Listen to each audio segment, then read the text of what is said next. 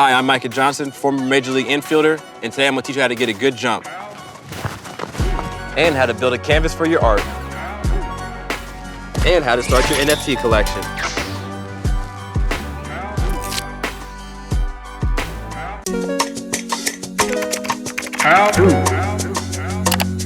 For me personally, I mean, base running will always be important to get into scoring position. That's how I made my career. I was able to, take a single and turn it into a triple. When I was a rookie, everybody else was as good as me, and I needed to do something to stand out. In the offseason, I worked on my base stealing, my speed, and my first jump. And then that next year, I stole 80-some bases. And so I think everybody needs to find something they're good at. For me, it was base stealing. This is how to get a good jump when you're stealing a base. And you don't have to be the fastest to be the best. It's all about the homework you do beforehand. Every pitcher has a tendency.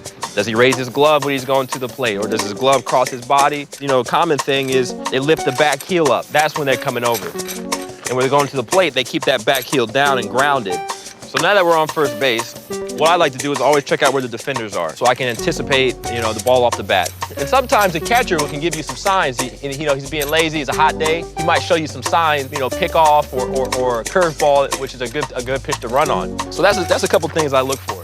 The game has become a lot more about the home run and the big hit. If I was the manager, my team we'd be running all day long. The next thing I do is take 3 steps as a lead. So 1, 2, 3, shuffle right here. And I'm always gonna be a step and a dive away from the bag. A lot of people kind of scared over here, but you can't be scared when you're stealing a base. If you take a small lead like this, and you're able to get back standing up, time to get more. So 1, 2, 3, shuffle right here, I'm good. And I get my feet in, get dug in nice and tight right there. Open up the front foot. We have Vince Coleman, who's, one of the legends when it comes to base stealing. First time on a big league stadium, opening day. And Vince is telling me we're out there, we're looking at the field, and he tells me we gotta mark our territory. I was like, all right, we're gonna mark it in the dirt. I was like, that's no big deal. But Vince took his shoe and started putting a divot in the infield grass to mark where we're gonna take our leads against Kansas City.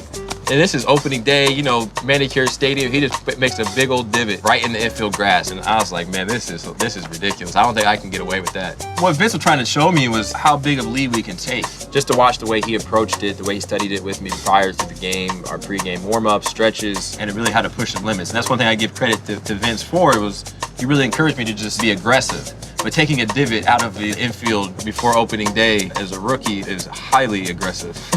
The most important thing is that first step. That's gonna make or break you, especially at the high level when everybody's good. So now that I'm in my stance, I'm a little slightly open so my hips can get through. And I got a lot of weight on my front foot, and that's what I'm gonna drive off of. A lot of people might make a mistake and try to reload, and that's a wasted step. The false step it could be the difference in between out and safe. What I like to do is really start to lean, and when that first step, everything I do is a crossover, hard crossover, and take a big step like that. And that's how you get a good jump.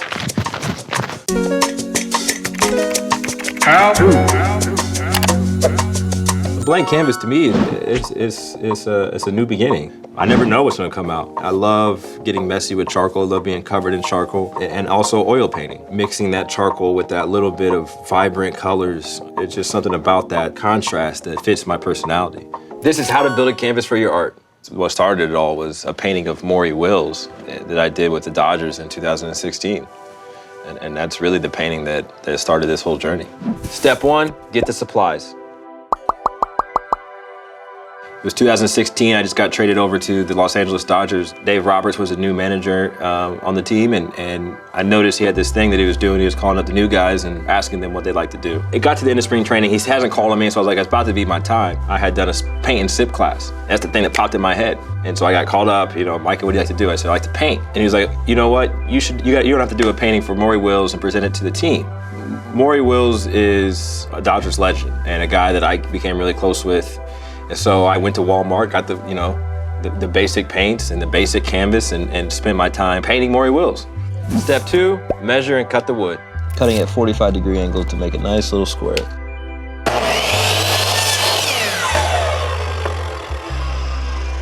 Now we're just gonna use that piece for a guide.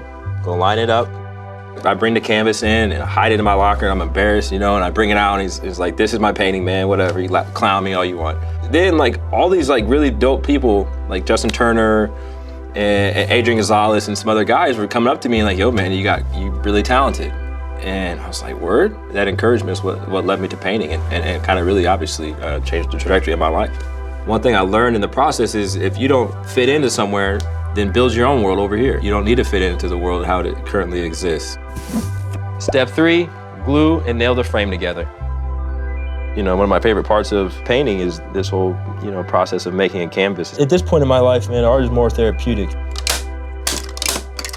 And that's the most important thing, is that I have fun doing it. For me, the similarities between baseball and art is just the zones you can get in. There'll be times where I suck at painting, and I'm just not in a good groove, and the same thing with baseball. Whenever I was in a funk in baseball, it always was that one thing, that one game, that one at-bat that kind of turned it around. And I feel that way about painting. If I'm in a funk, I just kind of keep going, and I keep experimenting and keep trying, and I'm not afraid to throw something away. Baseball is a game of failure, and that's one thing I'm not afraid to do. What's the worst that's gonna happen? I've struck out 4 times in a game. I've been booed off the field, ain't I? Can't get worse than that. Step 4, stretch the canvas. Start with one side, pull it real tight, grab your staple gun, put one staple in there. It's always important to do one side first, get a couple staples in, not too many, then go to the other side and pull it tight as you can. Make sure it's flat, no creases. Start in the center here. Now it's looking pretty tight, but we still got the corners. First, we're gonna trim off a little bit. Tuck the corner in at a 45-degree angle. And then you wanna kind of crease this close to the edge as you can. You get a nice edge. There you have your canvas all ready to go. Art is such a personal thing. It's an inner thing. Everybody has their own journey, their own story. When you're painting and you're expressing yourself and you're getting it out into the world with no idea if they're gonna like it or not, that takes a lot of courage.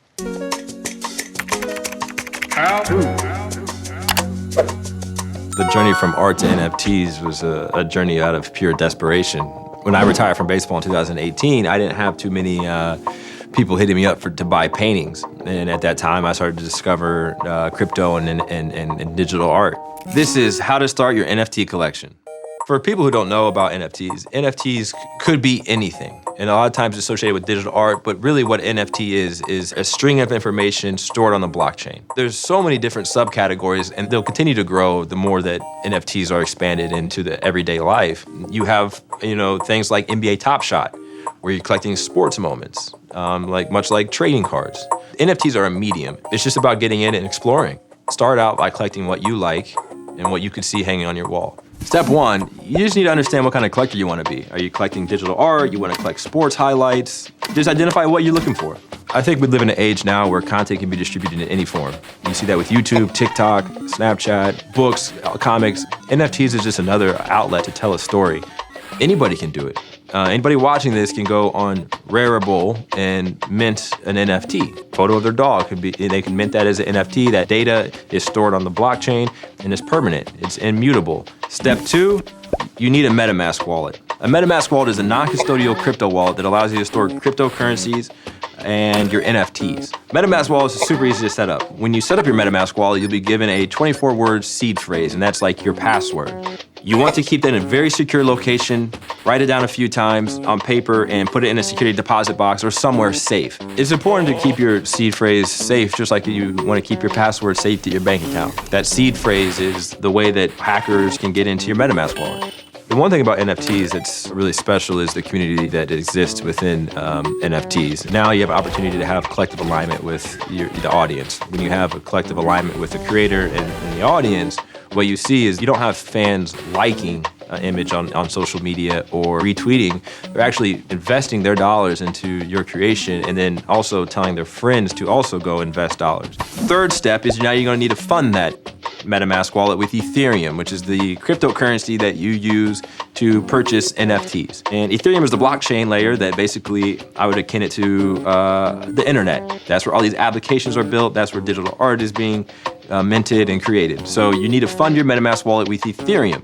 You need to go to one of these exchanges like FTX, Gemini, or any of these other exchanges where you can buy cryptocurrency, buy Ethereum with your debit card or bank account, and then send that Ethereum to your MetaMask wallet using your ETH address. The future of NFTs is everything that we do. Before, it was always like create a product, create an idea, go, tested with a few people. Now the most important thing is the people. And that's what's really, empowering about this time is the people are going to decide the future of what this world looks like, what products they want in the world, what brands they want in the world, because now the people have the ability to empower creators like myself. Step 4 is buy the NFT you like.